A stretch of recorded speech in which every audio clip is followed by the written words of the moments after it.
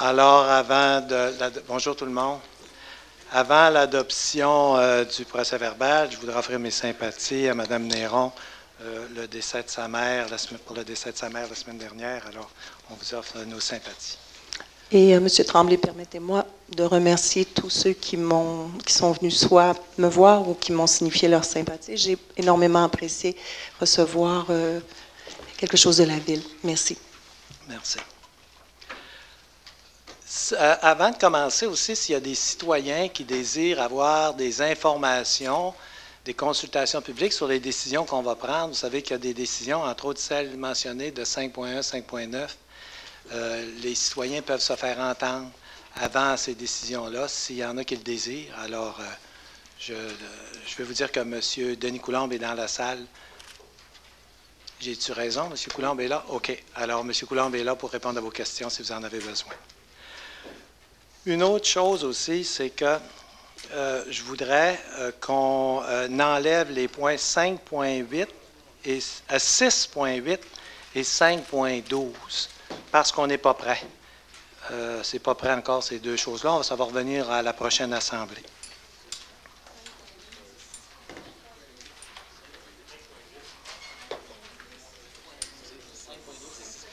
« 6.8 et 5.12. Alors, je demanderai maintenant l'adoption du procès-verbal. Alors, madame, vous avez à parler, oui? Juste vous dire que j'ai remis à la greffière la proposition. Oui, j'ai vu ça. Alors, c'est simplement pour vous dire qu'il va y avoir une résolution de présenter. Oui, ça va être à 6.1. Voilà, merci. Alors, un proposeur, un secondaire, c'était Mme Gauthier et M. Côté. D'abord, on a à 2.1 et 2.2, on a deux séances du Conseil, la séance du Conseil du 2 mars et celle du 31 mars. Alors, c'est pour je vais les proposer. M. Blackburn et M. Cléry. Il n'y a pas de commentaire là-dessus. On a aussi on est rendu à 3.1, les commissions permanentes. 3.1, M. Fortin m'a demandé... Si vous permettez, M. le maire, j'aimerais la proposer en faisant une modification au point 4.3. Considérant que le 4.3, l'arrondissement de Chicoutimi, on a rencontré le promoteur et de façon, en tout cas, presque unanime, les gens, on était d'accord avec son projet. Alors, contrairement à ce qui est écrit dans cette résolution-là, moi, ma recommandation, ce serait d'accepter le procès-verbal du comité consultatif, mais en modifiant l'article 4.3, donc d'accepter la demande. OK. Proposé par M. Blackburn et Mme Gauthier. Okay. Est-ce que je peux me permettre une question, M. le maire? Oui.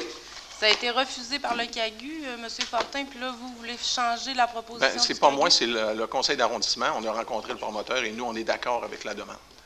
Puis malgré les considérants qui refusent le projet résidentiel, malgré le considérant, j'aurais aimé ça être là, cette rencontre-là. Malheureusement, j'étais à l'extérieur.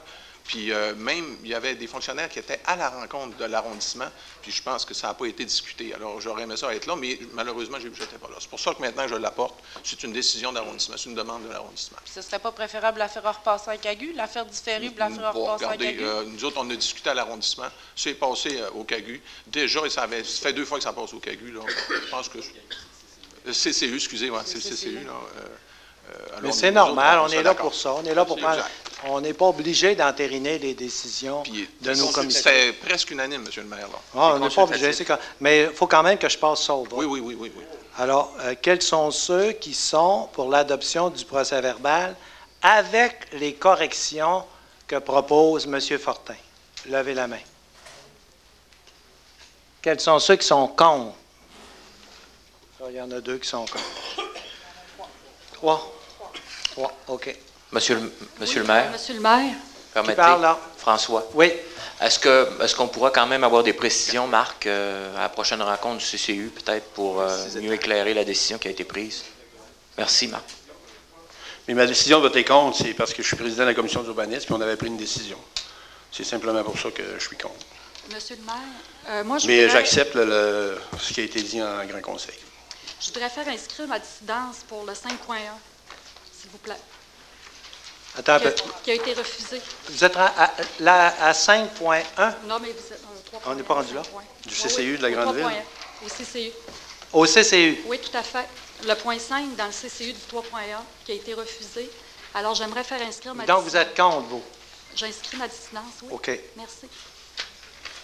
c'est bon. 3.2 maintenant.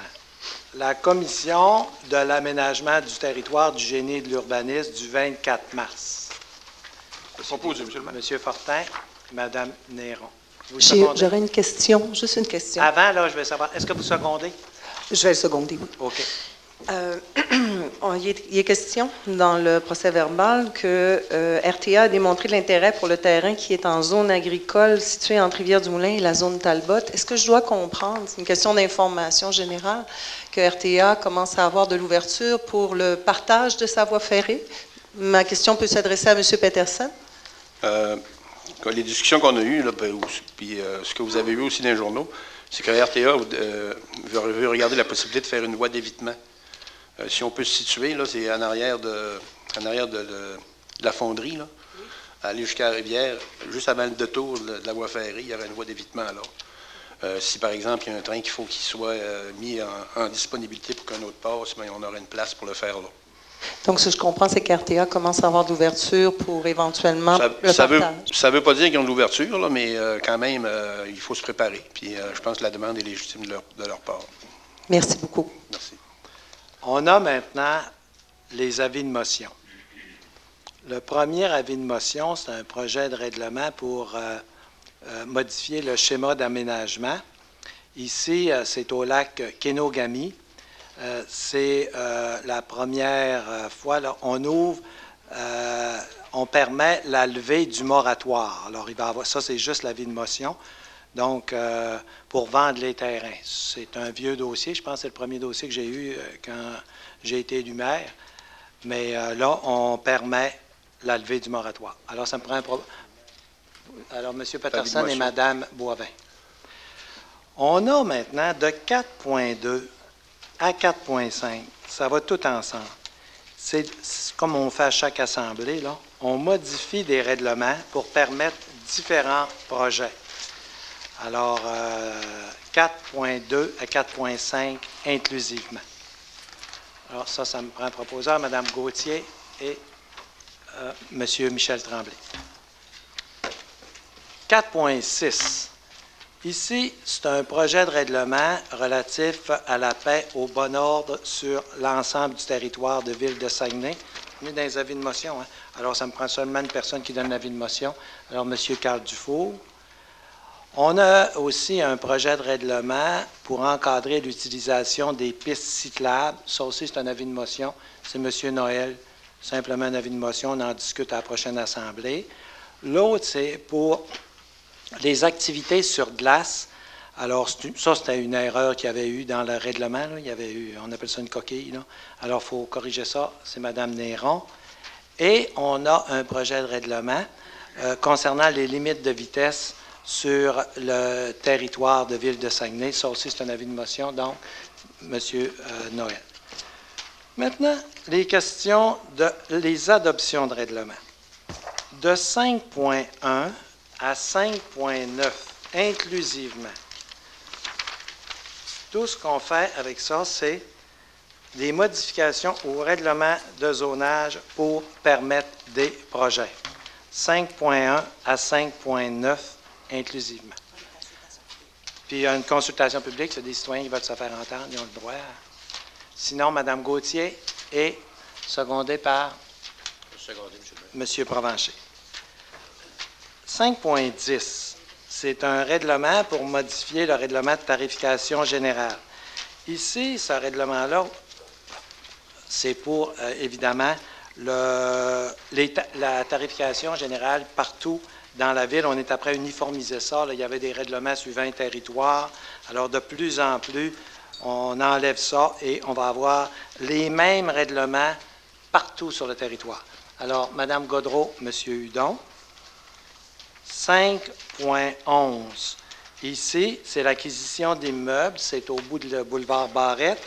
On avait fait un emprunt d'1,5 million. On en fait un, au lieu d'1,5 million, ça va être 1,8 million parce qu'il va y avoir plus de terrains. C'est des terrains que la ville va vendre.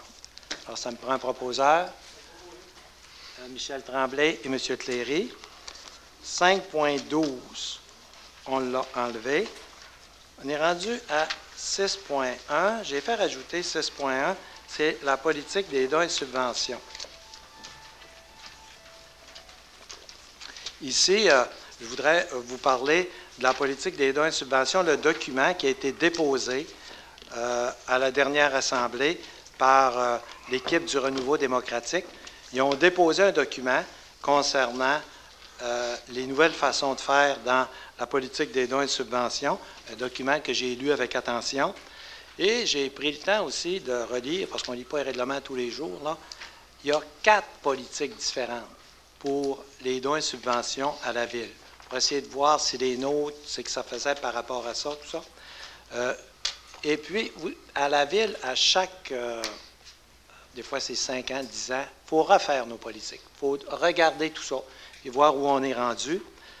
Celle-là, j'ai vérifié, normalement, en 2016, on va refaire cette politique-là. On l'aurait faite de toute façon, là, parce que c'est bien normal, quand ça fait longtemps que c'est fait, les 4 politiques n'ont pas été faites en même temps, puis on va en faire juste un. Au lieu d'en avoir 4, il va en avoir juste un. Alors, concernant ce qu'il y avait dans le rapport de l'ERD, je l'ai lu, et quand on va refaire notre politique, j'ai demandé que ça soit déposé au dossier pour qu'on considère ce qu'il y a dans ce document-là.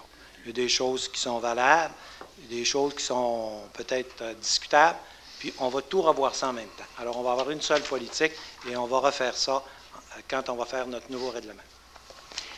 J'apprécie énormément, Monsieur le maire. Est-ce que je peux juste quand même lire ma proposition? Parce que la proposition que je fais, c'est en regard de la formation d'un comité ad hoc sur lequel j'aimerais que siègent des élus, des fonctionnaires, des représentants de la société civile, afin qu'ensemble, ils regardent, ils repensent une politique de dons et subventions qui soit à l'image de notre ville.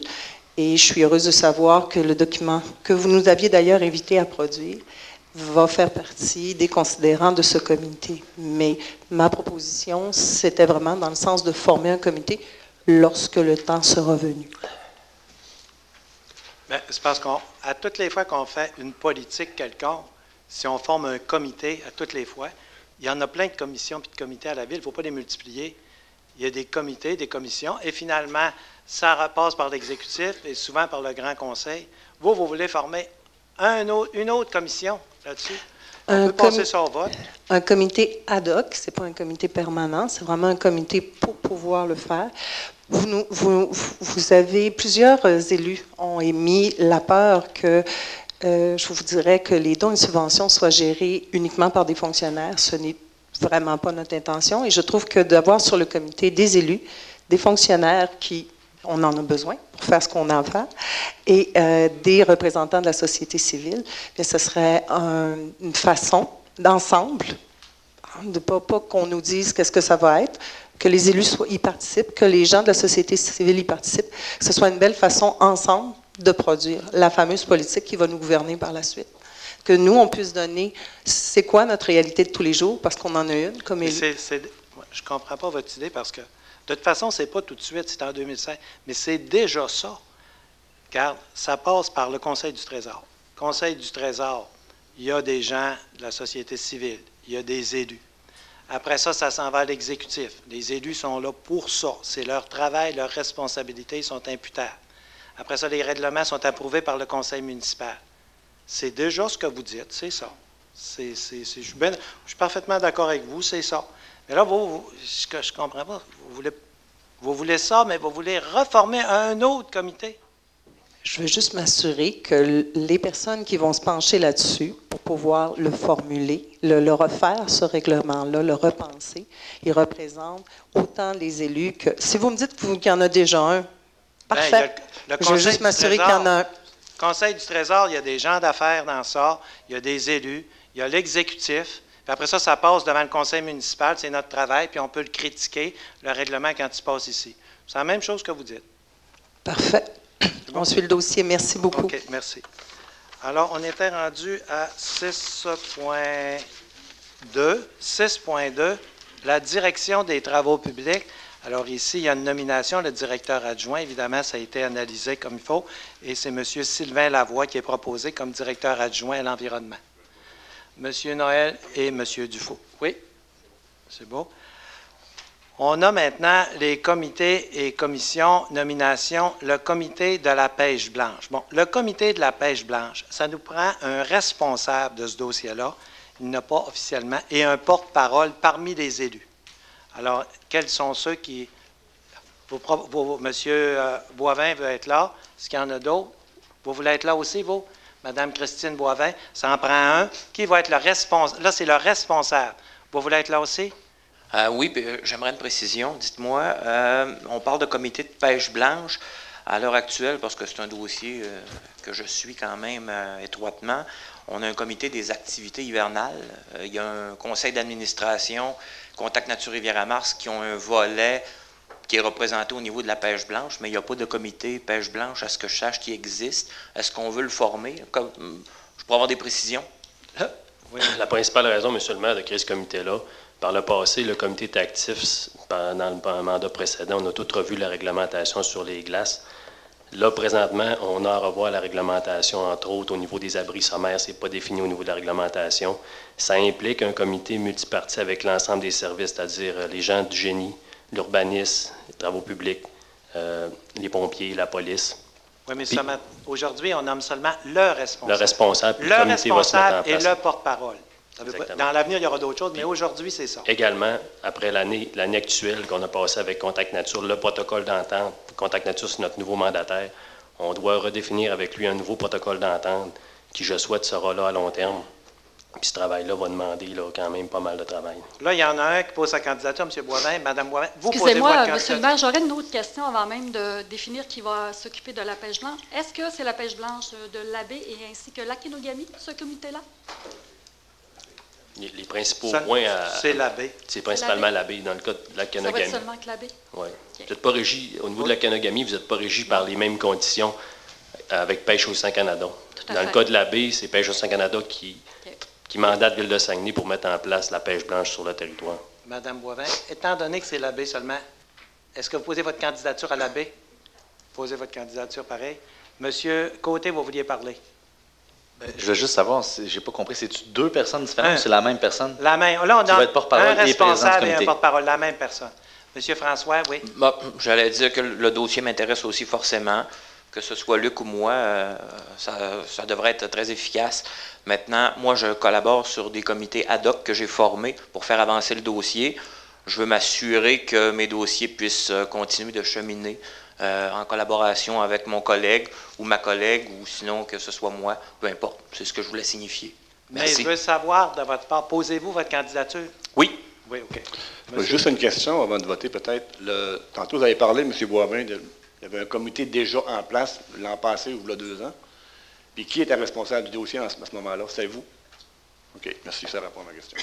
Donc, on va passer au vote. Est-ce que je peux poser une dernière question, M. Oui, le maire? allez-y. Si je comprends bien, c'est la création d'un nouveau comité? Non, c'est la nomination de la personne, du conseiller qui va faire le lien avec le comité et Pêche et Océan, et c'est la personne qui va être le porte-parole aussi. Si tu me permets, Julie, c'est parce que normalement, ça passerait par la commission des sports, sauf que la commission des sports implique le personnel, les fonctionnaires qui travaillent seulement au niveau des sports. Dans le cas de la pêche blanche, ça implique presque tous les services de la ville, les pompiers, la police.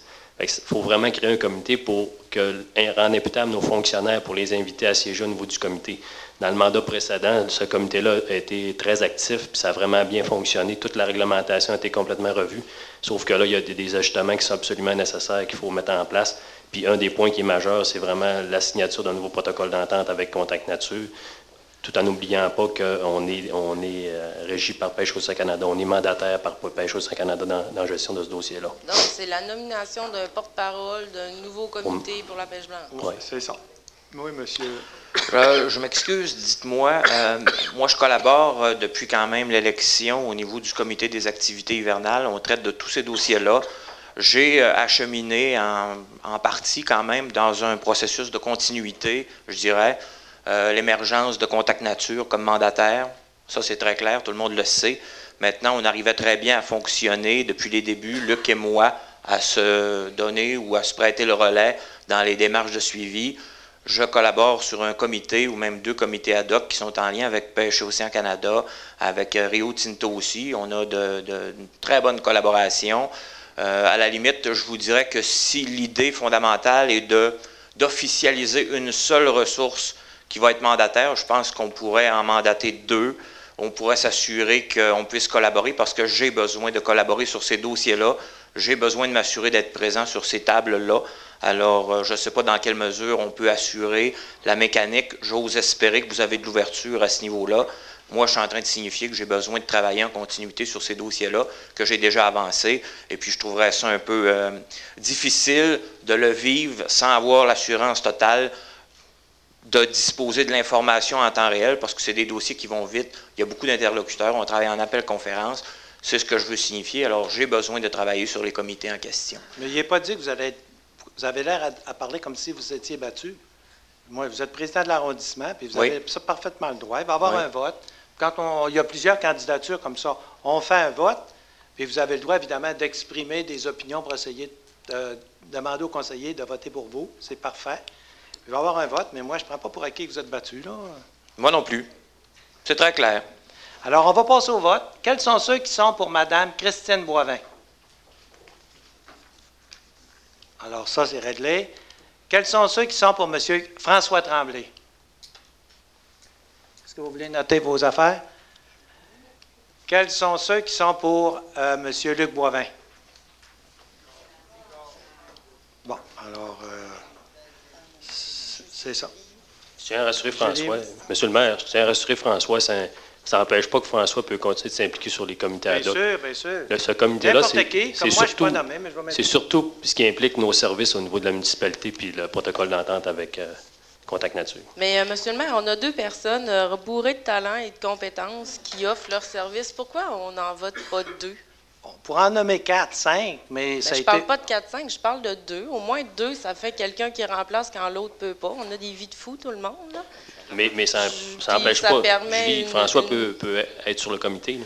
Mais de façon officielle, par le conseil de ville, pourquoi on ne vote pas pour 2 personnes qui sont un à côté de l'autre, qui sont sur la même table? M. Boivin peut être président et M. Tremblay Normalement, il y a un vice-président. président de commission, il y a un responsable. Comme il y a un maire, il y en a toujours un qui est...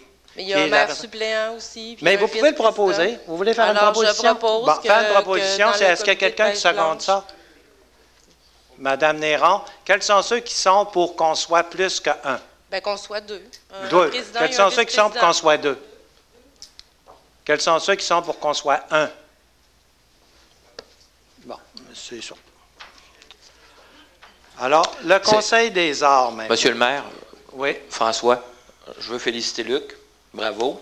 Puis, je suis persuadé qu'on va réussir à collaborer ensemble pour la suite. Je ne vois pas pourquoi on fait une histoire avec ça, là. Non, absolument pas d'histoire. Je ne vois pas pourquoi on fait une grande histoire pour ça. On en nomme des comités tout le temps. J'en ai un autre, là. Je ne sais pas si ça va faire une histoire encore. Est-ce que vous avez le Conseil des arts? Bon, le Conseil des arts, là, alors, la proposition, c'est la suivante. Il y aurait 3 nouveaux membres. Ça serait François Imbeau, Sylvie Marcoux, Guylaine Simard. Il y a 3 membres qui sont reconduits pour un second mandat. Mme Laura Endriani, Mme Cathy Boucher, Mme Josée Gagnon. En plus des membres dont le mandat est en cours, Simon-Olivier Côté, Sylvie Gaudreault, Chantal Hudon, Jonathan Tremblay. Et... Luc Michel Bellé. Oui?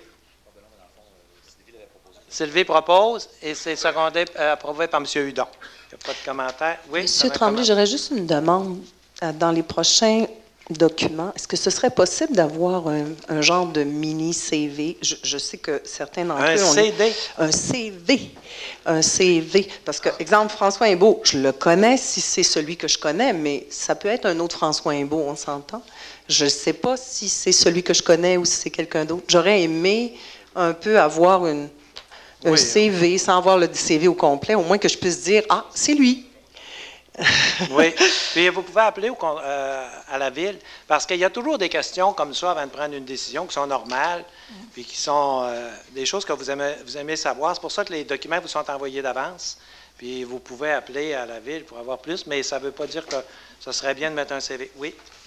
Je veux juste spécifier que les nominations qui sont là, ce n'est pas des nominations de la Ville, c'est des nominations qui ont été prises au sein du Conseil des arts. Donc, c'est pas, ça n'a pas été recommandé par la Ville, c'est vraiment recommandé par les gens du Conseil des arts, des gens qui sont, dans le fond, les autres personnes. Monsieur le maire, j'aurais peut-être un petit mot.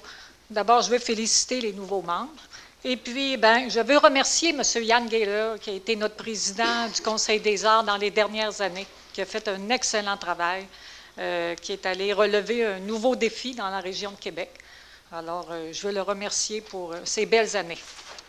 Merci. On a perdu quelqu'un de... Oui, quelqu'un vraiment de qualité, absolument très compétent. Alors ici, on passe au bureau de l'Ombudsman. Vous savez que le bureau de l'Ombudsman, il était à 10. On va passer ça à 5 et on modifie les fins de mandat aussi. Alors, ça me prend une proposition, M. Blackburn et M. Hudon. Oui? J'avais spécifié il y a quelques conseils, je ne me souviens plus c'est quelle date, et que ce serait le fun d'avoir une représentativité femmes et plus jeunes aussi, parce que je pense que les personnes qui sont là, c'est des personnes plus âgées, plus âgées en tout cas, pas âgées, là, mais... Et d'avoir la possibilité d'avoir des gens, peut-être un jeune là-dedans ou une femme, ou d'avoir une représentativité. Alors, je vois que ça n'a peut-être pas été pris en considération, mais peut-être le garder en tête, parce que ce serait vraiment pertinent. Merci. Mais là, on n'en nomme pas ce matin, mais à l'avenir, on va... Alors, le ministre, là, ici, on a une émission d'obligations. Hein? La Ville a des dettes et à l'occasion, ces dettes-là, les taux d'intérêt sont échus et il faut retourner en appel d'offres. Alors, on est retourné pour 50 644 000 et le taux d'intérêt qu'on a obtenu, c'est 2,17. C'est le plus bas taux d'intérêt depuis 1842, quand la Ville a été fondée. C'est le plus bas taux d'intérêt, c'est sérieux. Depuis 1842, on n'a jamais vu ça. Alors, M. Provencher, et c'est secondé par M. Cléry. Est-ce qu'on avait, M. le maire, des documents? On n'a pas rien, hein?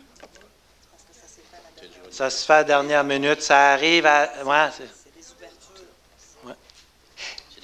Mais normalement, on a au moins une feuille, puis le taux est ajouté à la fin. Oui, absolument. Vous avez tout à fait raison, Mme Néron. Normalement, je vous mets dans vos documents l'émission d'obligation en question. Mais cette fois-ci, elle a eu lieu à la dernière minute, de manière à ce qu'il a été impossible de vous le mettre dans vos documents. Ça arrive souvent parce qu'on ne choisit pas la date d'émission d'obligation. C'est le ministère des Affaires municipales qui l'a choisi.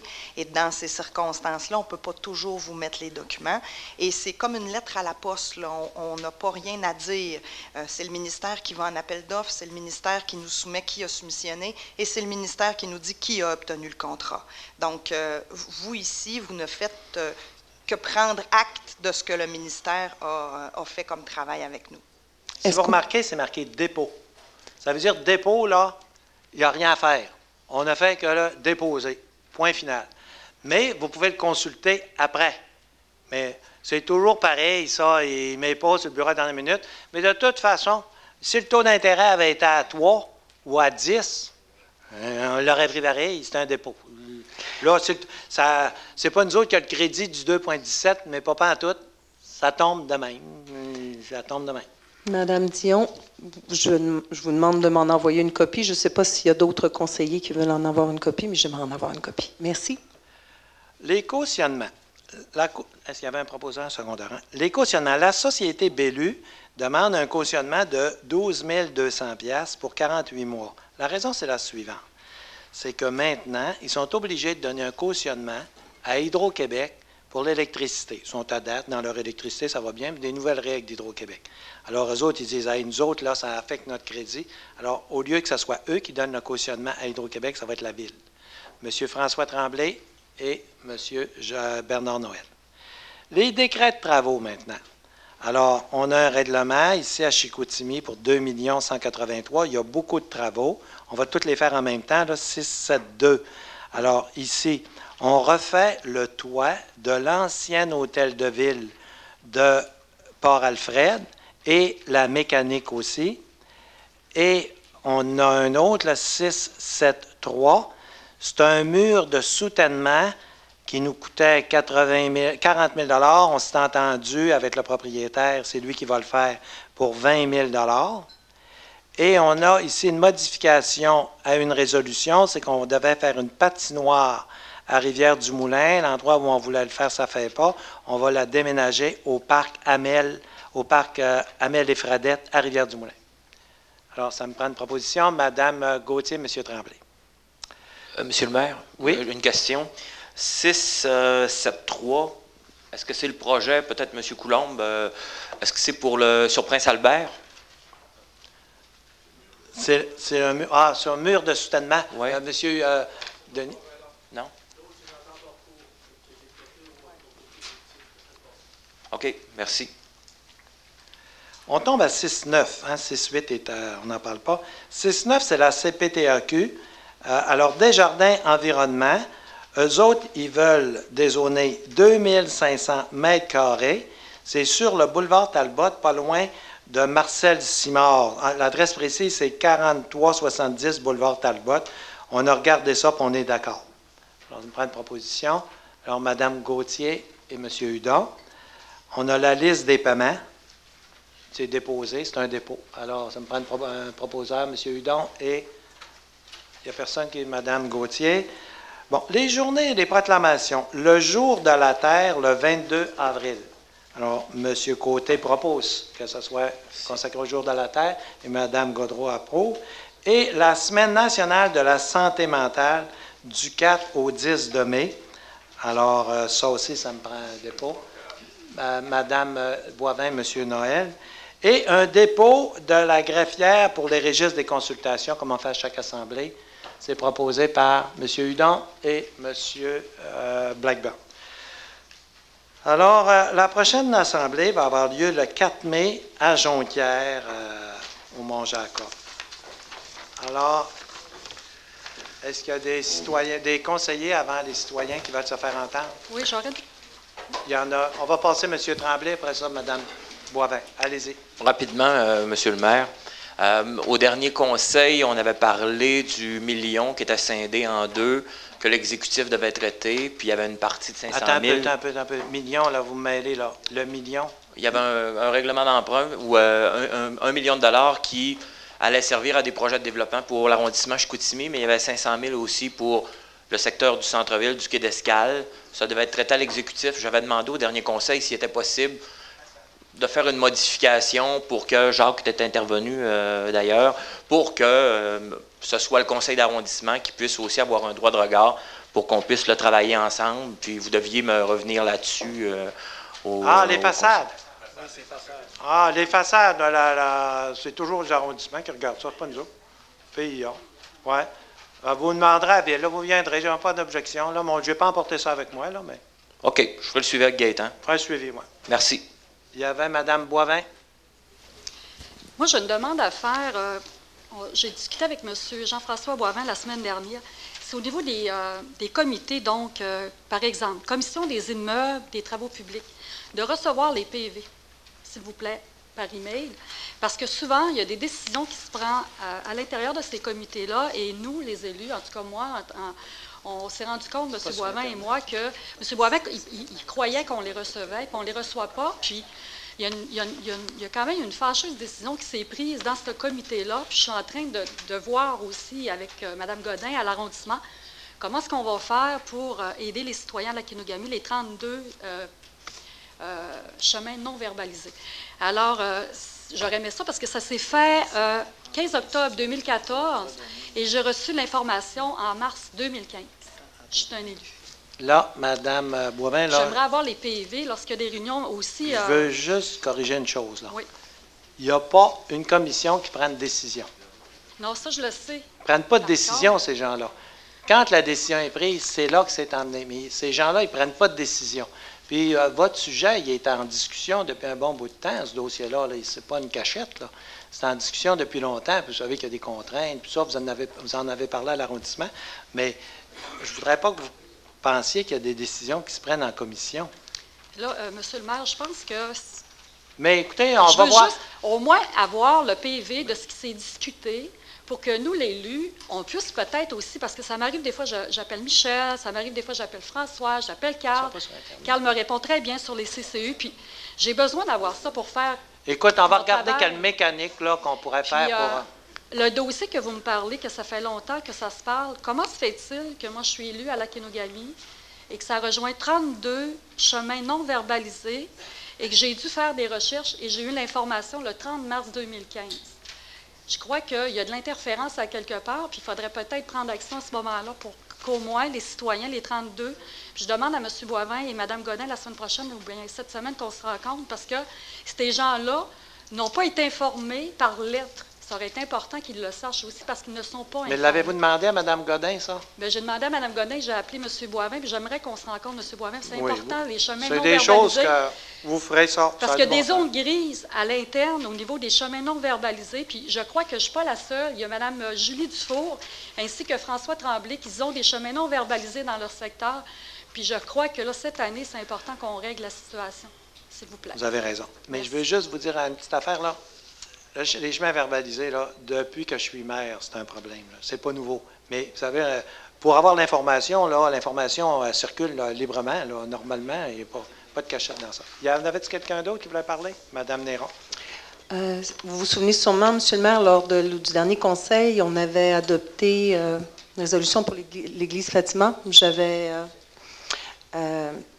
On avait eu une discussion là-dessus. Vous m'aviez demandé, j'avais suggéré de rencontrer Mme Gaudreau, M. François Tremblay, pour qu'on discute un peu de la problématique, être sûr qu'on ne reproduise pas une deuxième Fatima. Donc, j'ai fait mes devoirs. J'ai parlé avec Mme Gaudreau, j'ai parlé avec M. Tremblay, j'ai également parlé du sujet avec les élus de l'arrondissement de Chicoutimi. Grosso modo, ce que les gens me disent, c'est que depuis le problème de Fatima, c'est correct, ça fonctionne, ce que les gens ont remarqué, c'est que les fabriques viennent maintenant individuellement voir les arrondissements. Elles les tiennent au courant. Elles tiennent les arrondissements au courant de leurs problèmes. Elles viennent demander des sous. Bon, ils sont au fait de ce qui se passe. Sauf que M. François Tremblay m'a fait une réflexion et je trouvais qu'elle était quand même intéressante. Je vous la partage. C'est que, bon, de chacun de notre côté, c'est ça, on est 3 arrondissements, on est des élus, on est chacun sollicité de toutes parts.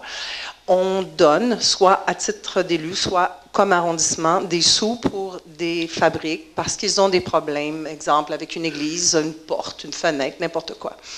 Et ce que M. Tremblay, François Tremblay me disait, c'est qu'on devrait, d'une certaine façon, s'asseoir avec le clergé, avoir une discussion franche avec eux, au lieu de donner des sous comme ça pour entretenir des églises qui, on le sait très bien, c'est malheureux de le dire, mais d'ici 5 à 10 ans, il va y en avoir qui vont fermer, il va y en avoir même qui vont être, peut-être, détruites. Donc, au lieu de donner des sous pour des bâtisses qui sont vouées à être abandonnées ou détruites, ce serait peut-être bien d'avoir une conversation avec l'évêché, choisir celles qu'on veut réellement conserver et donner l'argent pour ces structures-là. On sait qu'on n'a pas de sous à tirer à travers les fenêtres, on le sait tous. Alors, je pense que c'est une démarche qui valait la peine d'être partagée. J'ai donc téléphoné à l'évêché et j'ai parlé avec M. Richard Perron, qui m'a dit, avec qui j'ai partagé la réflexion. J'ai dit qu'est-ce qui se passait un peu dans chacun des arrondissements. Et M. Perron m'a dit que l'évêché était en train de prévoir la formation d'un comité pour justement se pencher là-dessus et qu'il inviterait la ville à désigner des gens, des fonctionnaires, exemple en urbanisme. Je considère que l'urbanisme doit être, en tout cas, je vous dirais que c'est ma pensée, des élus, naturellement, des gens des immeubles, des gens aux travaux publics, pour voir quelle va être la trame urbaine de Saguenay lorsque ces choix-là vont être faits, lorsque certains de ces édifices-là vont peut-être disparaître de nos vies et les choses auxquelles on doit penser, donc voir venir le vent avant qu'il nous arrive en pleine face, comme ça s'est passé un peu pour Fatima. Donc, je voulais juste vous donner le compte-rendu de mes démarches et on verra pour la suite. Je vous remercie. Merci. Alors, Mme Reine. Est-ce que, je voulais juste... oui, allez-y. Écoutez, M. Tremblay, récemment, on a eu droit à un sondage par un média du coin, un message de la population. Je pense que vous avez été très clair aussi sur ce sondage, en disant que, bon, vous preniez au sérieux, puis qu'il y avait peut-être des choses à changer. ce qui est très louable. D'ailleurs, aujourd'hui, je dois quand même souligner le fait qu'il y a un changement d'attitude et de ton, et ça fait du bien. J'ai une suggestion, Monsieur le maire, depuis plus d'1 an que je dis qu'on est 20 élus à Saguenay et que ce serait hautement important qu'on puisse se parler les 20 ensemble à la même table, de pouvoir poser des questions pendant que tout le monde est là, parce que chacun dans leur coin ont de l'information et ça sert pour la prise de décision. Alors, je voudrais savoir, Monsieur le maire, et je vous le suggère, moi, vraiment fortement, est-ce que vous allez ramener les plénières à huis clos de tous les élus de Ville de Saguenay pour qu'on puisse échanger puis qu'on puisse faire de la politique saine? Bien, c'est pas moi qui décide ça, c'est le conseil. Puis ça a été voté. Alors, s'il y aura peut-être l'abolition d'autres des votes dans plénières a l'avenir. été votée? Oui, on a voté ici. Alors, on pourra peut-être le ramener à un prochain On aura conseil de d'autres Ville. discussions là-dessus. Parce qu'on sait quand même qu'il y a des réunions où ce que c'est pas nécessairement, où ce que c'est pas Alors, tout il va le y avoir monde qui a 2 partis accès. politiques, là, puis après ça, on verra. Le Ben, deuxième parti politique, c'est imminent, là, donc on verra. On Qu'il y va ait avoir des caucus politiques, c'est une chose. Tu sais, même à Montréal ou dans les autres villes, on le voit, il y a des partis politiques qui se font des caucus politiques et c'est sain. Ce qui n'empêche pas des plénières. Par définition, une plénière, c'est une réunion où tous les élus sont invités pour pouvoir débattre de ce qui se passe. On va réfléchir à ça. Merci. Alors, Madame Tremblay. Reine Tremblay, 3802 Chemin Saint-Jean-l'Abbaye. J'aurais une précision à demander puis une question. Oui. Je peux? Oui. Oui. Concernant la politique de dons et de subventions, vous avez dit, bon, il y a déjà plein de monde là-dedans, mais la société civile serait représentée par des gens d'affaires seulement? Bien, en fait, le Conseil du Trésor, là, il y a des gens de la société civile dans ça. Alors, c'est le Conseil du Trésor qui passe là-dessus. Ouais. Donc, c'est une façon. Parce que là, on ne forme pas un comité pour chaque politique. Et on a déjà tellement de commissions qu'on ne se comprend plus. Moi-même, je suis maire, puis des fois, non, ma question, c'est est-ce président? qu'au niveau des dons et subventions, c'est juste les gens d'affaires qui sont représentés, qui représentent en fait la société civile? Moi, je pense que quand on parle de dons, il y a des organismes d'aide à la population. Est-ce qu'ils sont présents? C'est ma précision que je demande. Je ne demande pas... Ben, moi, je vais vous répondre là-dessus. Là. Je parle de la... Je ne sais pas de quoi vous parlez. Vous pouvez parler de l'attribution... je parle de ceux-là qui vont reformuler la politique. Attendez ma question, là. Est-ce qu'on parle de ceux-là qui attribuent les dons ou de ceux-là qui font la politique pour les dons? Il va y avoir une politique qui va se faire, je pense que une réflexion. c'est ceux-là qui font la politique pour les dons. Ceux-là qui font la politique pour les dons, comme toutes les politiques, c'est fait par... Il y a des propositions qui nous viennent de l'interne, là. Dans le cas des dons, ça va venir du Conseil du Trésor. Le Conseil du Trésor va le présenter à l'exécutif. L'exécutif va le présenter au Grand Conseil. Puis ça, c'est la procédure normale. On est élu, pas pour... Non, je parle pas d'une donne la décision. réponse. Oui, mais moi, ce que je voudrais, c'est que vous me précisez qui représente effectivement... C'est des gens d'affaires, surtout. Pourquoi c'est juste des gens d'affaires? C'est ça que le... Bien, parce qu'au Conseil du Trésor, c'est des gens d'affaires. Oui, mais on ne pourrait pas inclure dans ce cadre-là au moins des gens de la vraie société civile, des gens qui s'occupent des plus démunis, surtout. Bien, moi, je vais vous dire, là, je ne veux pas, mais vous ne devez pas avoir beaucoup de plaintes des démunis. En tout cas, c'est ma suggestion. Parce que moi, je vais vous dire une chose, là. Les démunis, là, ils ont un gardien à la ville. Bien, écoutez, c'est moi. Oui, mais écoutez, la soupe populaire, là, ils n'ont rien. Puis c'est nous qui fournissons les légumes de nos jardins. Hein. Moi, je vais vous dire une chose, là. Allez voir Monseigneur Bouchard, là, puis demandez-y s'il est content du conseil municipal puis du maire. Mais je ne dis pas que vous ne faites pas votre job. Je demande si, dans la reformulation d'une politique, s'il va y avoir des gens de la société civile autres que les gens d'affaires. Non, ça va être la même... je vais répondre à votre question bien clairement. Ça va être la même procédure que je viens de vous dire. OK. C'est ça. Donc, il y aura des gens d'affaires. C'est ça que vous dites. Bien, il y a des fonctionnaires puis il y a des élus. Mais les gens dont vous parlez qui sont au Conseil du Trésor, c'est des gens d'affaires. Oui, c'est ça. C'est ça. Bon, OK. Mon autre question, c'est que la Ville doit préparer... vous avez annoncé qu'il y aurait moins d'élus à Saguenay, probablement en 2017. Oui. Puis, la Ville doit préparer son projet de découpage des districts. Non, c'est le ministère qui fait ça. Non, la Ville doit le proposer. Puis quand la ville, moi je me dis, vous allez sûrement proposer un découpage, puis c'est quand vous allez le déposer? Est-ce que vous avez une idée? Ça va se faire... en 2016? Ben, normalement, là, ce qui se passe, là, c'est à peu près ça. 2 ans avant les élections. Ben, c'est là, ouais. là. Le plus tard, 1 an, oui. Oui, c'est ça. Ça va se faire. Mais ça va se faire comment? Vous allez proposer un découpage, vous allez le donner au gouvernement ou vous allez le donner à la population? Oui, mais c'est le gouvernement qui décide, puis c'est le gouvernement qui prend la décision là-dessus. Oui, puis si on veut contester la décision du gouvernement, oui, ils vont vous le permettre. Ils vont nous permettre. Mais ça ne serait pas mieux qu'on aurait peut-être une petite consultation, juste une séance d'information là-dessus pour la population? Il y en a tout le temps. Une séance d'information de. Ben, je ne peux pas vous le dire. Il faudrait que j'aille voir la procédure, parce que ça n'arrive pas souvent, ça. Hein? Mais d'habitude, il y a des consultations. Je suis rendu compte de ça. Bien, peut-être pas une consultation, mais une fois que vous aurez décidé le conseil d'une proposition que vous allez faire, j'imagine, on voudrait savoir si pour avoir une séance d'information à la population. Monsieur le maire, si vous permettez, je me souviens que lorsqu'il y avait eu des modifications au niveau du nombre d'échevins, de conseillers à Chicoutimi, il y avait eu des consultations publiques. Il était venu au Montagnet, puis les gens pouvaient même déposer des propositions. C'est le ministre qui va faire les consultations, puis la greffière me fait remarquer une chose, là, puis c'est vrai, je me rappelle une fois. C'est très compliqué. Non, mais selon la mécanique, je sais que ça prend 500 signatures pour demander au gouvernement de contester la proposition qui est sur la table, puis de revenir peut-être à nous informer. Mais je demande si le Conseil sera intéressé à faire ce genre de séance d'information avant de ça se proposer... peut, là.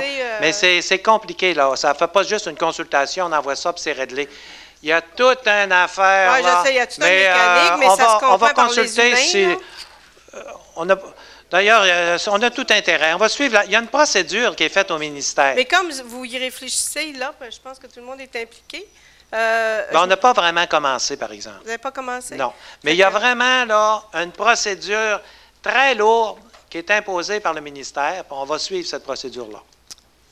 Oui, mais avant la procédure, d'enclencher cette procédure-là, est-ce que c'est assez compliqué de même, là. Informée? Ça va dessus, je leur ai apporté là, toute la série de choses qu'il faut faire pour en arriver à ça. Vous auriez vu que c'est très compliqué. Je vous demande juste une séance d'information préalable. Mais si vous ne voulez pas, dites-moi là. Non, je ne dis pas ça du tout. Je ne sais même pas quand c'est prévu, puis si c'est le ministre, je ne sais pas. Mais soyez sûr qu'on ne fera pas ça en cachette, là. Oui, mais on voudrait que ça soit avant que ça soit rendu au gouvernement. C'est beau, j'ai compris. OK.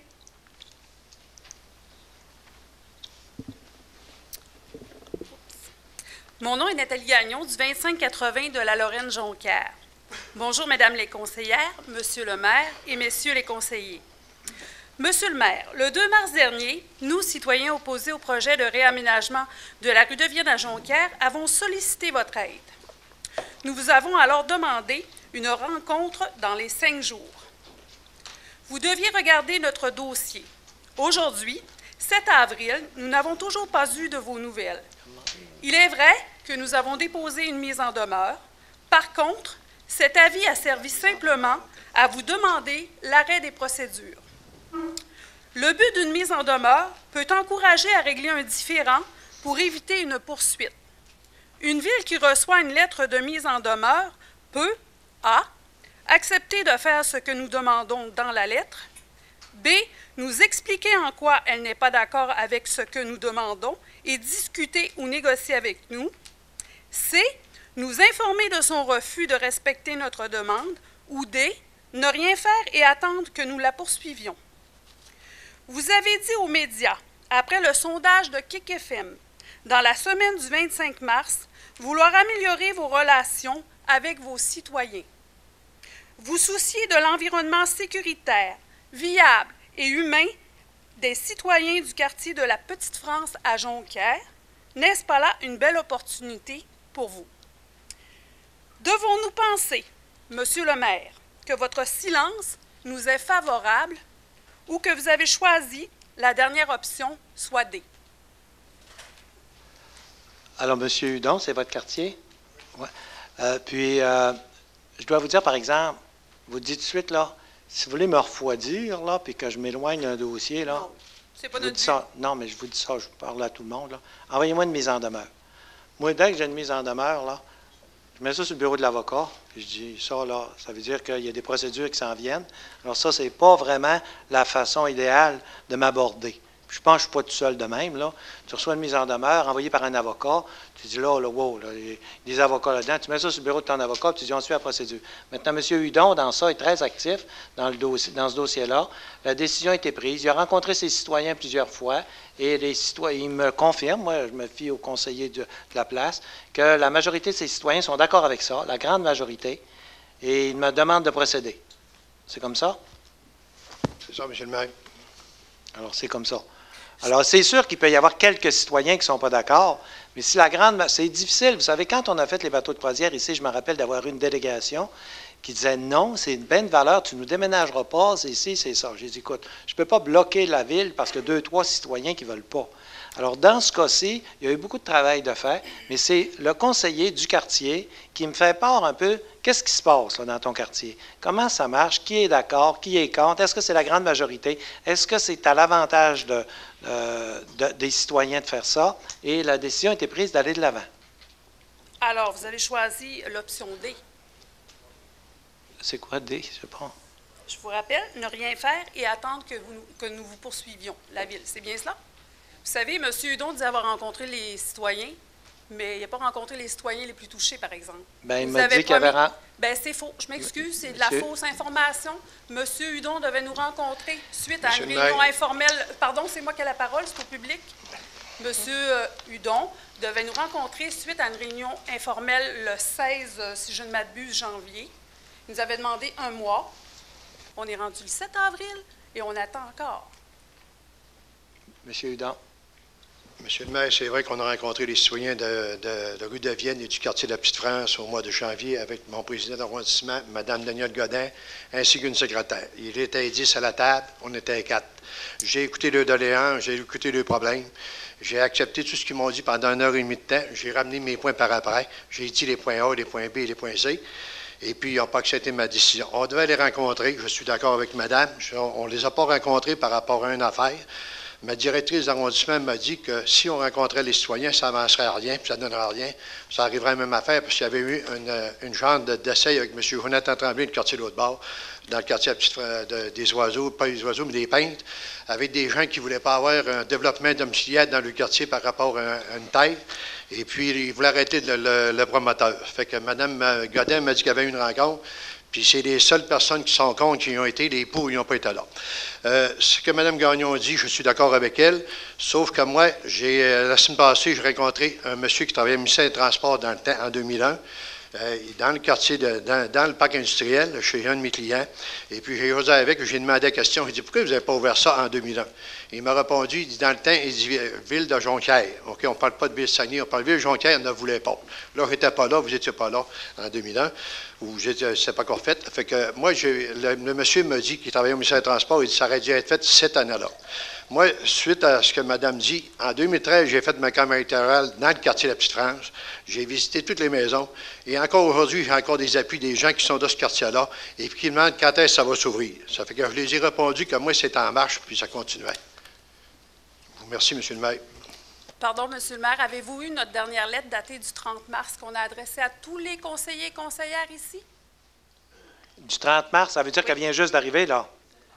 Moi, la semaine passée, je n'étais pas ici. Bon, le 30 mars, on a fait parvenir à tous les conseillers et conseillères une lettre. C'est la deuxième lettre qu'on envoie. On n'a jamais de réponse. Oui, ça, on a envoyé la première lettre avant la mise en demeure, espérant avoir au moins une rencontre pour pouvoir discuter du dossier. On n'a jamais de rencontre. On va en reparler. C'est pas tout d'en reparler, M. le maire. M. Hudon prétend avoir donné toutes les informations. Pourtant, nous lui avons remis une série de questions lors du 16 janvier. Et monsieur n'a jamais répondu à nos questions par écrit. On a demandé des documents par écrit. On lui a signifié qu'il y avait eu des études qui avaient été faites par la Ville en 2007 qui proposaient à l'époque une étude d'impact avant d'ouvrir la rue de Vienne et il se tait là-dessus. On ne nous donne jamais d'informations. Si en 2007, on suggérait une étude d'impact, c'est parce qu'il y avait un problème déjà.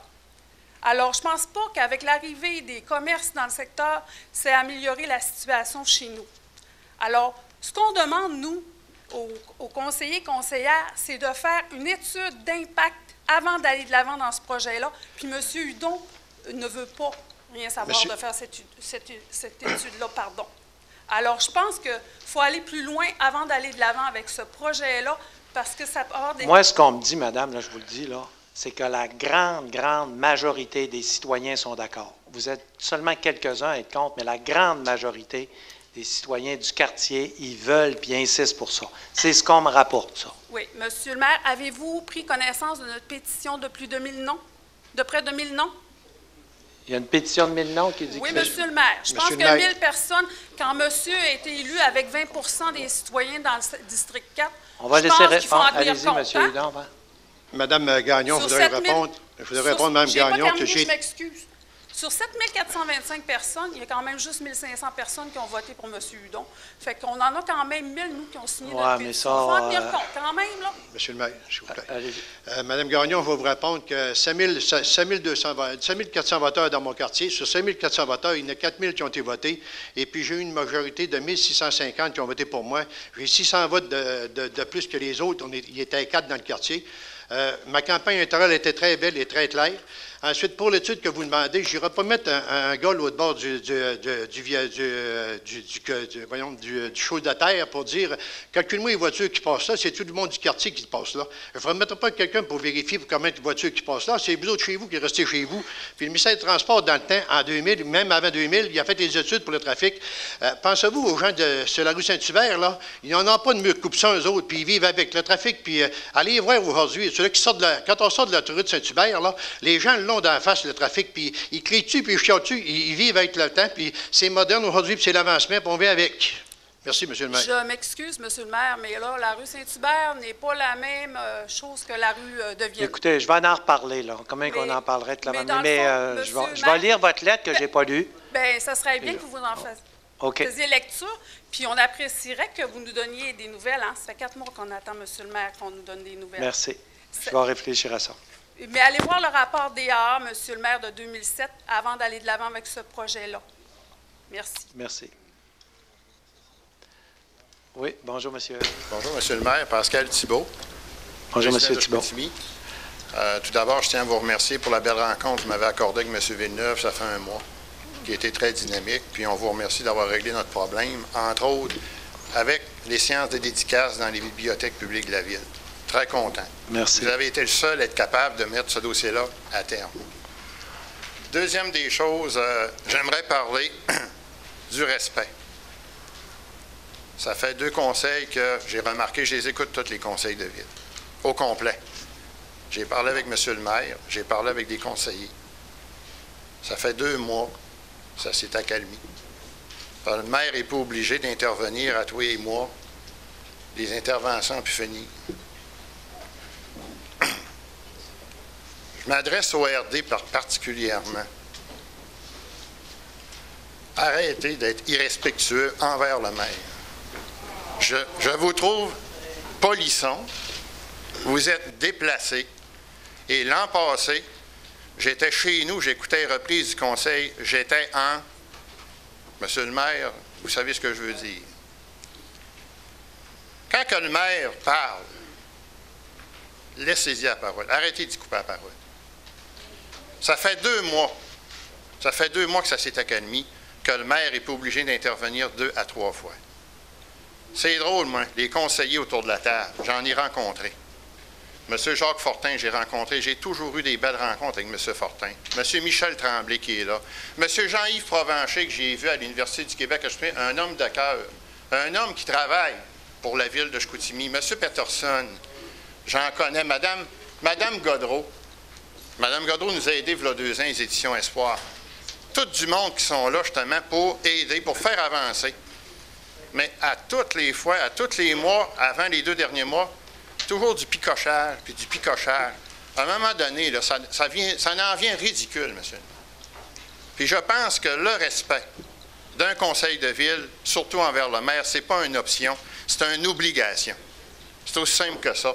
Et je parle aussi pour les citoyens qui se présentent pour parler au maire.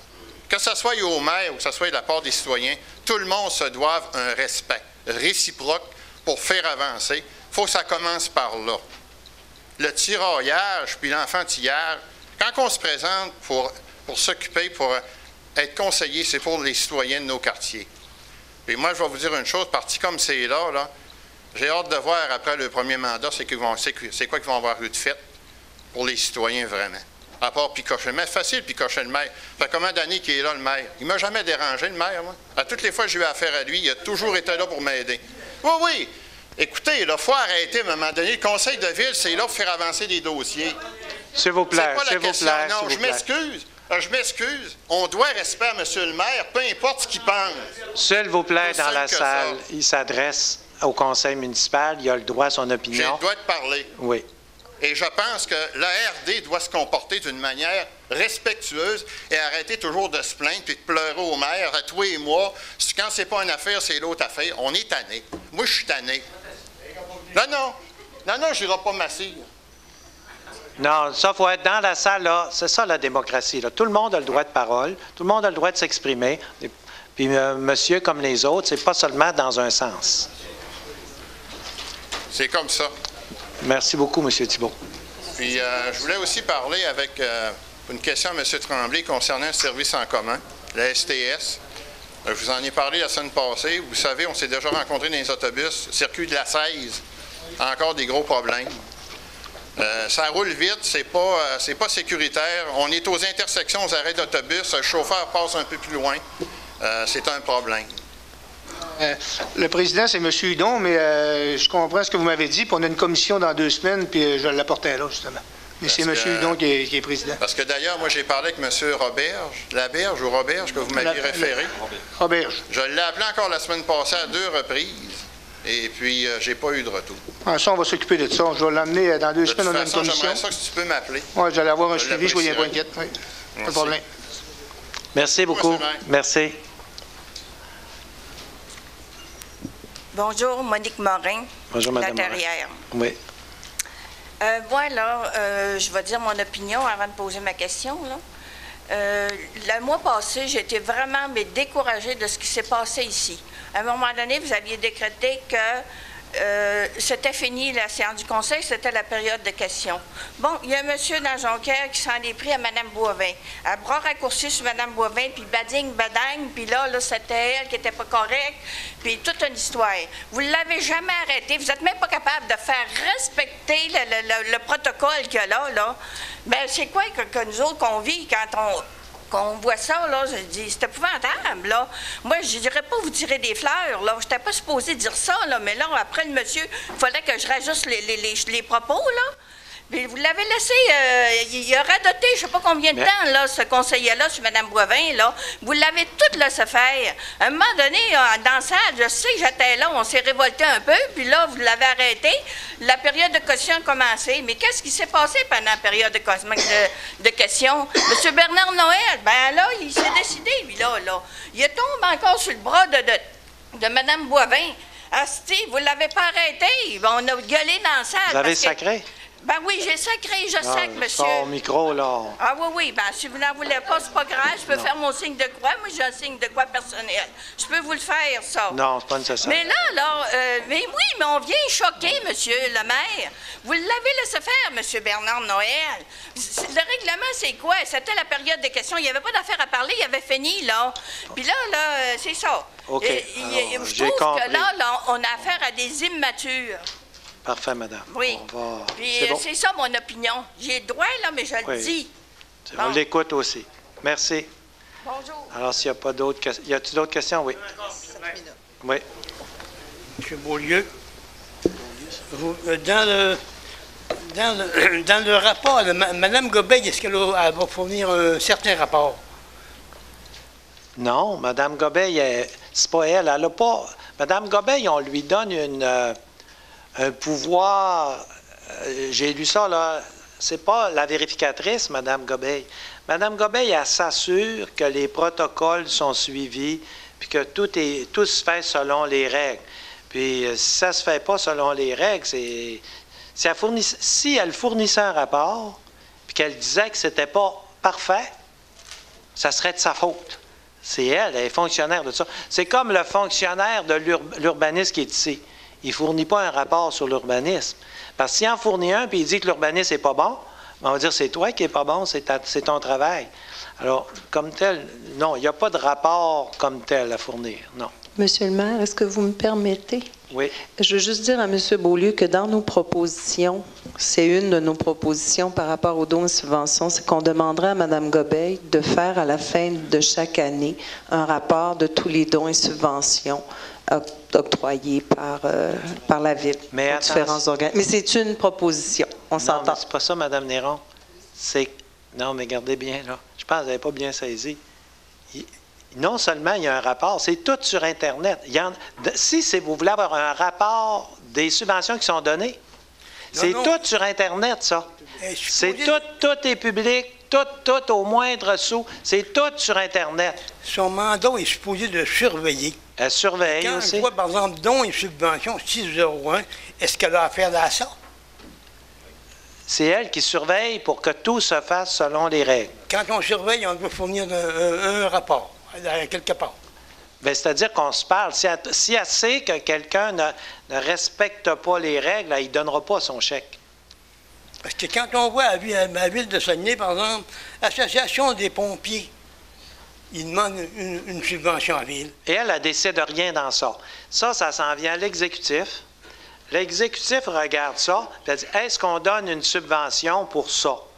Puis là, tout ce que Mme Francine Gobeil fait, c'est qu'elle n'a pas d'affaire à savoir si c'est une bonne subvention, à moins que ce soit évident, qu'on n'ait pas vu quelque chose, elle soupçonne. Mettons qu'on donne 1 000 $. Mais elle s'assure que le 1 000 $ est donné selon les conditions d'octroi de subvention. Supposons que le 1 000 $ est donné pour une activité pour s'occuper des pauvres. Bien, elle s'occupe que le 1 000 $, ça aille bien pour les pauvres. Maintenant, elle ne peut pas non plus, comme ça nous est déjà arrivé, prévenir la fraude. Si quelqu'un dit « moi, je l'ai pris pour ça, puis je l'ai pris pour d'autres choses », des fois, il y en a qui sont rusés. Mais elle doit prendre toutes les mesures raisonnables pour que ça s'applique, ça suive les règles. Parce que normalement, c'est marqué pour le bon fonctionnement de l'organisme. Est-ce que c'est un organisme qui est enregistré? Oui, monsieur. Peut-être pour clarifier, parce que on parle souvent de ça, l'aide aux organismes. Chaque conseiller municipal a une enveloppe pour son quartier. Donc, chacun de nous... Un budget. On a un budget qui est à peu près de 20 000 par année. Sauf que si je le donne, par exemple, à l'Association du chemin du Cap-à-l'Ouest, bien, Francine va valider. Est-ce que l'Association du Cap-à-l'Ouest existe vraiment? On va aller au registre des entreprises. On va valider c'est qui est administrateur. Est-ce que ces gens-là tiennent une assemblée générale annuelle? Est-ce qu'ils ont un état financier à déposer? Pour s'assurer que la subvention est donnée à un organisme qui existe bel et bien, puis qu'aussi ils remplissent les choses pour lesquelles ils disent faire. Par exemple, si c'est l'entretien de leur chemin, est-ce que l'argent va à l'entretien du chemin? Donc, le rôle de Francine, c'est vraiment de faire ces validations-là. Mais pour le reste, chaque élu a un montant qui lui est propre. Puis moi, je ne suis pas pour donner ça à un comité d'autres personnes. Là. Je ne suis pas capable de gérer 20 000 $ de subvention dans mon quartier. Là. Changez-moi. Ça, c'est sûr. C'est pas des gros montants. Chaque arrondissement, également, chaque arrondissement a un montant. Comme nous, à l'Abbé, on a 100 000 $. À Chicoutimi, ils ont 200 000 puis Jonquière, 200 000 $. C'est les élus de chacun des arrondissements qui vont décider les organismes qu'ils vont subventionner avec ça. Puis, à l'exécutif ou à la grande ville, bien, on a les subventions qui sont données à des organismes qui sont récurrents. Par exemple, on en a un à l'Abbé, Contact Nature, le Mont-Bellu, les Rythmes du Monde. C'est des organismes qui sont subventionnés, qui font partie du budget de la ville, qui sont gérés par le Conseil du Trésor. Puis le Conseil du Trésor passe dessus, mais également Francine à la demande du vérificateur général. C'est le vérificateur général qui a demandé d'ajouter une personne, un fonctionnaire pour faire la validation. Puis moi, j'endosse parfaitement le choix de Francine Gobeil. Elle connaît très bien les organismes, elle est intègre, puis elle a toutes les compétences pour faire ça. Votre discours politique, il serait fini, là. Oui. Excusez, juste précision, monsieur. Saint-Joseph, monsieur le maire.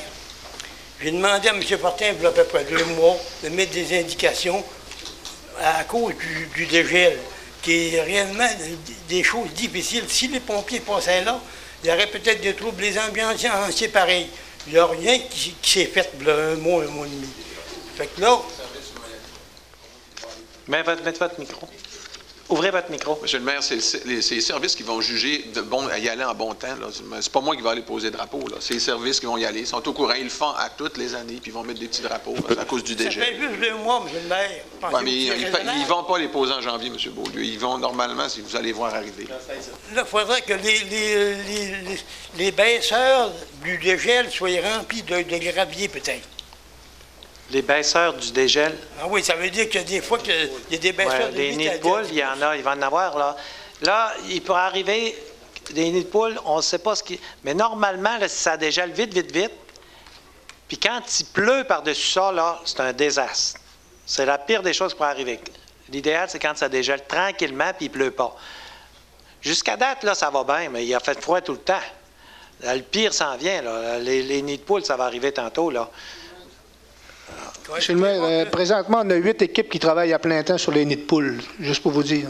Là, c'est pas des nids de poules, c'est du dégel de printemps de 22 pieds de large par 8 ou 15 pieds de long. Mais... Monsieur Fortin, j'ai dit, voilà 2 mois, j'ai dit, prévenez d'avance, mais on dirait que ça tombe dans l'oreille d'un sou. Merci, monsieur. Je dois dire quelque chose. Bon, on va le passer à l'autre. Je dois dire quelque chose, monsieur, concernant ça. Les citoyens, là, ils peuvent appeler à la ville pour demander de le faire. On a un numéro 698-3000, vous signalez 1 ou 0, puis vous faites la demande, puis on va y aller. Mais si on ne le sait pas, on ne peut pas y aller tout le temps. Merci beaucoup, ça fait une demi-heure. Il y a encore une question? Normalement, elle fait une demi-heure. Allez-y. Merci.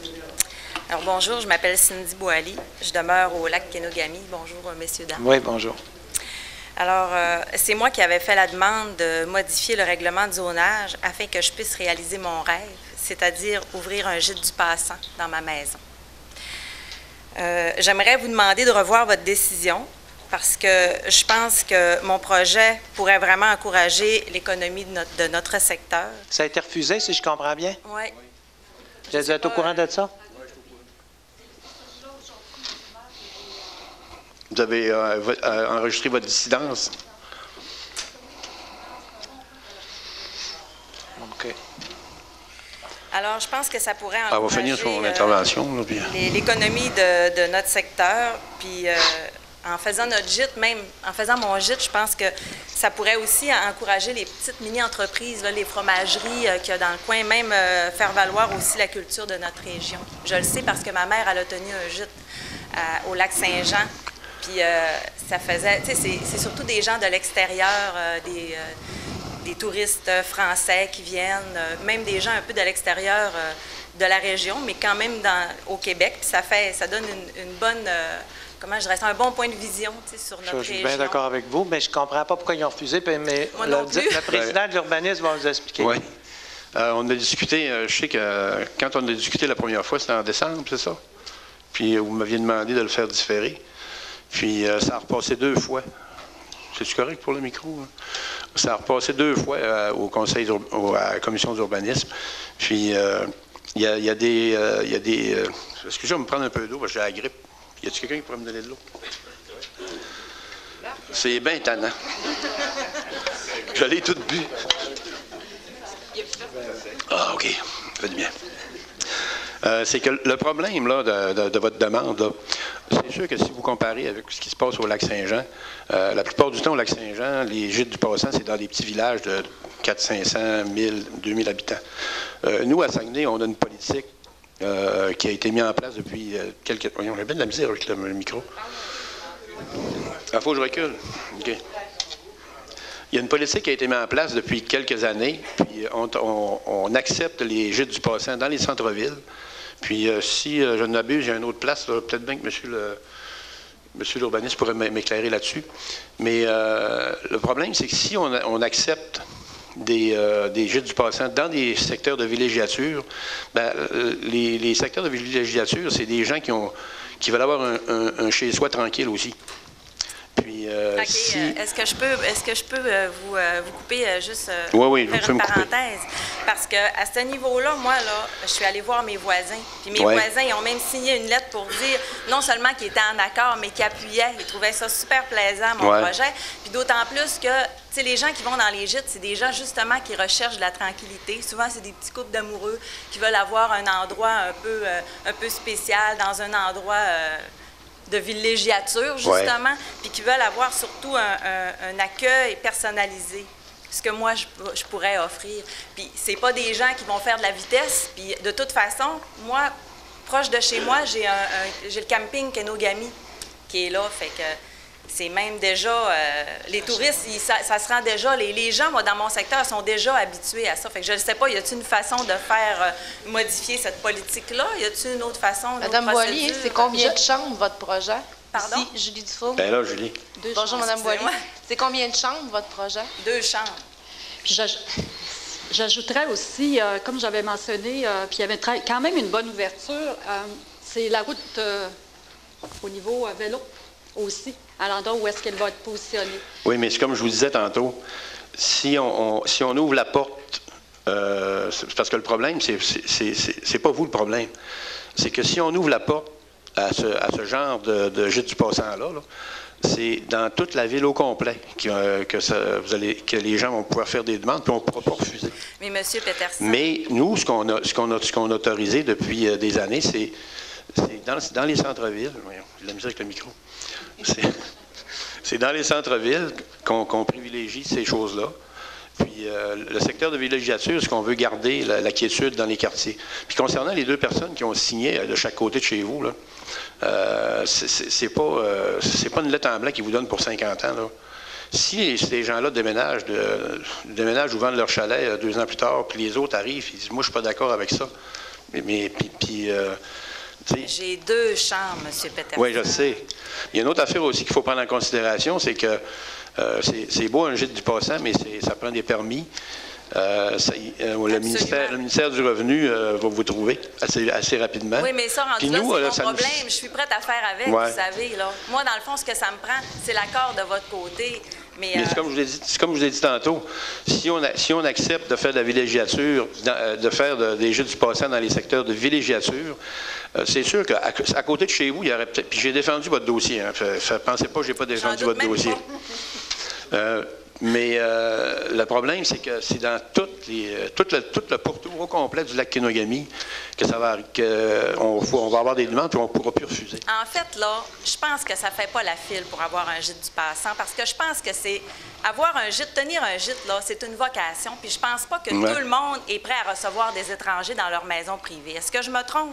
Ah, ça, c'est... Moi, je connais pas ça. Je suis jamais allé dans je ne pensais pas que ça fasse la file. De toute façon, je pense qu'il y a déjà, de façon plutôt illégale, des gens qui tiennent des gîtes, qui louent des chalets, alors que moi, je fais la demande tout à fait en règle, tout à fait en ordre. Je pense que vous devriez revoir votre décision. C'est sûr que ceux qui font ça de façon illégale, ils vont se faire des plaintes par ceux qui ont des gîtes au centre-ville. Ça a déjà commencé, je pense. Souvent, avec le contexte économique qu'on a, ils ont de la misère à remplir leur gîte. Fait que si on permet qu'il y en ait partout dans la ville, les gens n'iront plus dans les hôtels. Les gens n'iront plus aussi. Il va y avoir moins de gens dans les hôtels. Il faut tout considérer ces choses-là. Là. Non. Non, au contraire. Souvent, c'est plein. Puis même les hôtels en envoient dans les gîtes. Je le sais, je suis au courant. Dans les gîtes du centre-ville. Oui, mais là, s'il y en a un dans un milieu de villégiature, ils vont en en tout cas, si vous avez des renseignements supplémentaires à donner, vous pourrez toujours nous rencontrer au service d'urbanisme, puis on vous expliquera toute la procédure. Alors, M. Coulombe est là. Fait que dans le fond, ce que je comprends, c'est que la décision est finale. Actuellement, la décision est finale, puis parce que, considérant, je pourrais vous lire les considérants, si vous voulez. On va reprendre un petit peu d'eau. Bien là, il n'y a jamais une décision qui est finale. Oui, il n'y a jamais une décision qui est finale. Une décision, ça peut toujours se changer. Mais regardez, je vais vous lire les considérants. OK? Mais là, ça... Considérant que Mme Cindy Boily considérant que la résidence est située dans une affectation villégiature, considérant que la planification souhaite préserver l'intégrité du secteur villégiature, puis c'est pas seulement que votre secteur, c'est tout le secteur villégiature là, au niveau de la ville. Considérant que les usages complémentaires sont interdits dans les secteurs de villégiature sur l'ensemble du territoire. Considérant que de permettre un gîte du passant comme usage complémentaire dans une zone de villégiature constitue une modification importante puisqu'elle ouvre la porte à d'autres demandes similaires pouvant provenir d'autres zones de villégiature sur le territoire. Considérant que cette demande pourrait perturber les caractéristiques dominantes d'un secteur de villégiature, bien, en ces causes, on a résolu de la refuser. Monsieur le maire, moi, je pense qu'il devrait peut-être le comité d'urbanisme de revoir. Je ne sais pas, il me semble que on peut accueillir cette demande-là puis de la regarder à nouveau. Les gens recherchent aussi les décors, l'enchantement. Oui, mais d'un autre côté, c'est comme je vous ai dit, là, si on accepte un, il va falloir vivre avec le fait qu'on peut avoir 75 demandes demain matin. Là. Ça ne serait pas 75, ça ne fait pas la file. Oui, mais je peux vous dire que si tu ouvres la porte, ça va arriver. Je voudrais rajouter, je pense que c'est de se pencher, d'analyser la situation, puis de peut-être de mettre des barèmes. Et puis, moi, je suis allée voir à l'endroit où est-ce qu'elle se situe. Je suis allée voir les voisins à côté, les voisins de l'appui. Puis, en fait, je vous l'avais fait part. J'avais fait part à M. Carl, à M. Coulombe. À 10 km de Mme Cindy, c'est Héberville. Donc, il y a des fromageries et puis il y a des gîtes du passant à 15 km de cette dame. Dans un petit village. Et voilà. Donc, où est-ce qu'elle se situe? C'est vraiment aux limites d'Héberville. Même les résidents qui habitent autour ont le 344. Donc, c'est le 344 de Alma et d'Héberville. Donc, elle est vraiment... 344. 344, ça veut dire le numéro de téléphone. Ah, le numéro de téléphone. Héberville et Alma. Fait que moi, je considère que, oui, effectivement, on devrait s'asseoir à nouveau pour analyser le dossier. Puis le gîte que Mme Boivin parle, là, il n'est pas dans le village. Moi, je vous arrête tout de suite, là. C'est pas parce que vous avez tort, là. Vous avez l'air même avoir raison, mais en tout cas, ça, c'est mon point de vue. Sauf que c'est pas vraiment à la place, là. Parce que tout le monde va venir ici, au conseil municipal, va prendre le micro, va défendre les dossiers. C'est pas ça, un conseil municipal. Je vous écoute depuis tantôt. C'est intéressant, par exemple, ce que vous dites. C'est pour ça que j'ai donné un peu plus de temps. Mais il reste que si on commence ça, à chaque réunion, tout le monde va venir avec son dossier, parce qu'il y en a beaucoup qui viennent me voir au bureau, mais on va faire comme elle, à gagner et être allé au conseil municipal. C'est pas la place au conseil municipal pour venir discuter en profondeur de votre dossier. Il y a d'autres places pour le faire, mais là... Très bien, j'ai compris, monsieur. Mais vous n'avez pas tort, vous n'avez pas l'air d'avoir tort, vous avez l'air à l'aimer, votre dossier, puis je sais pas, vous avez quelque chose de sympathique qui me dit que ça a du bon sens, je sais pas. Mais monsieur le maire, pour terminer, une conclusion, parce que dans votre prière, il y a quelque chose qui m'a touchée, parce que vous demandez au Seigneur de vous éclairer pour prendre des bonnes décisions, afin que tous puissent en profiter. Oui. Merci. Bien, Madame Cindy, merci. Alors, on va en parler avec Monsieur l'urbaniste, puis on fera une rencontre. Une rencontre avec le service urbaniste pour que vous puissiez venir défendre votre point. Merci beaucoup. Merci. Ça me prendra une proposition pour la lever. Monsieur Noël et Monsieur Michel Tremblay. Merci.